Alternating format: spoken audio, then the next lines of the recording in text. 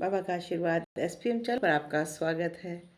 ये कुछ मेरे एक निजी विचार हैं जो शायद मैं आपसे शेयर करना चाहती हूँ कि हमारे पास आज का जो युग है उसके अनुसार बहुत सारे ऐसे केस आते हैं जो हमें थोड़ा सा डिफ़िकल्ट लगते हैं।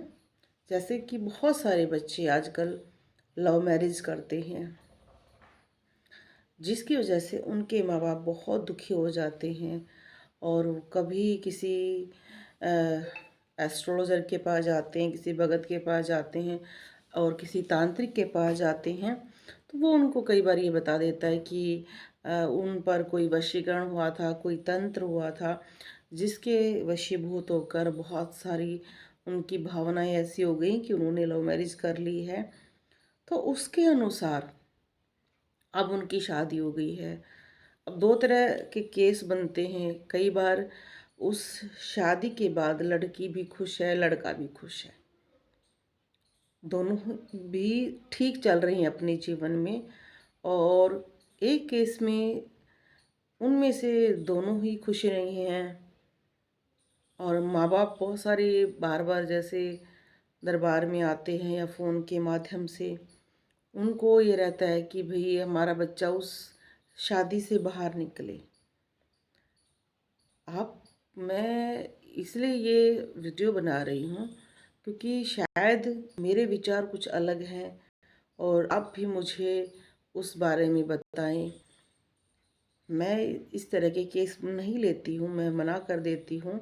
मैं सदैव ये कहती हूँ कि शादी के बाद हमें किसी की भी शादी तोड़वाने का कोई भी हक नहीं होता है, क्योंकि हमारे जो शास्त्रों के अनुसार अगर हम देखें तो प्रेम विवाह भी है, गंधर्व विवाह जिसे बोल देते हैं, और राक्षसी विवाह भी है जिसमें व्यक्ति ज़बरदस्ती विवाह कर लेता है, और मांगलिक रूप से विवाह है जो माँ बाप के अनुसार होता है। तो कई तरह के विवाहों का वर्णन दिया गया है।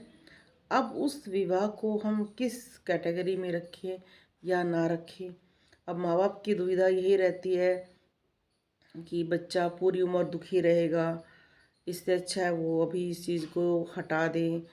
और बहुत सारे लोग ये कहते हैं कि हमें उस शादी को तोड़ने के लिए, या ये कह सकते हैं उस पर जो वशीकरण हुआ है उसको हटाने के लिए, कुछ भी जो उस पर दिक्कतें हैं वो हमें करनी चाहिए। पर मैं इस तरह के केस नहीं लेती हूँ क्योंकि मुझे लगता है कि आज का जो युग है इसमें लव मैरिज बहुत ज़्यादा होंगी भी, और उसमें हमें दरबार से शायद ऐसी अनुमति भी नहीं है कि हम किसी का भी विवाह को तोड़वाएं। पर कई पेरेंट्स हमें कहते हैं कि नहीं नहीं, हम बहुत दुखी हैं, बहुत वो रोते हैं। तो इसलिए आप मुझे ज़रूर सलाह दें, इस वीडियो के नीचे लिखें कि कौन से चीज़ को हम समझें या हमें उनकी मदद करनी चाहिए, नहीं करनी चाहिए, क्योंकि हम खुद इस दुविधा में बहुत ज़्यादा रहते हैं। क्योंकि कई बार हम ये मानते हैं कि किसी वशीकरण की वजह से शादी कर ली किसी बच्चे ने, पर हम उस शादी का परिणाम देखते हैं। तो अगर बच्चा खुश है तो हम ये कहते हैं कि हम उस चीज़ में इंटरफेयर नहीं करेंगे। पर अब उनका जो परिवार होता है उनको लगता है कि नहीं नहीं, आगे चल के उसको अच्छा नहीं होगा, उसके लिए ये व्यक्ति ठीक नहीं है। बहुत कुछ ऐसी समस्याएं होती हैं, क्योंकि बहुत सारे लोग आज भी हमारे इस समाज में जाति के आधार पर, पैसे के आधार पर और व्यवहार, हर तरह से देखकर व्यक्ति शादी की तुलना करता है। तो उस तुलना को हम किस आधार पर लें, आप मुझे ज़रूर बताएं, क्योंकि ये केस अब दरबार में बढ़ते ही जा रहे हैं। और जब भी हम ये केस नहीं लेते हैं तो बहुत सारे लोग, माता पिता हमारे सामने जब रोते हैं हमें दुख भी आता है। देखो, मैं वही बात पूछ रही हूँ कि मेरे सामने बहुत सारे लोग रोते हैं तो मैं कोशिश करती हूँ उसका निवारण करूँ, पर इस चीज़ में मैं बिल्कुल शांत होकर बैठ जाती हूँ। तो कई लोगों को लगता है कि मैं कठोर हो गई हूँ, मैं काम नहीं करना चाहती हूँ इस विषय पर, या कोई समाधान उनको नहीं देना चाहती हूँ। तो प्लीज़ आप मुझे ज़रूर बताएं। आपका बहुत बहुत धन्यवाद होगा कि मुझे ये करना चाहिए, नहीं करना चाहिए, क्योंकि मुझे दरबार से तो ये परमिशन नहीं है।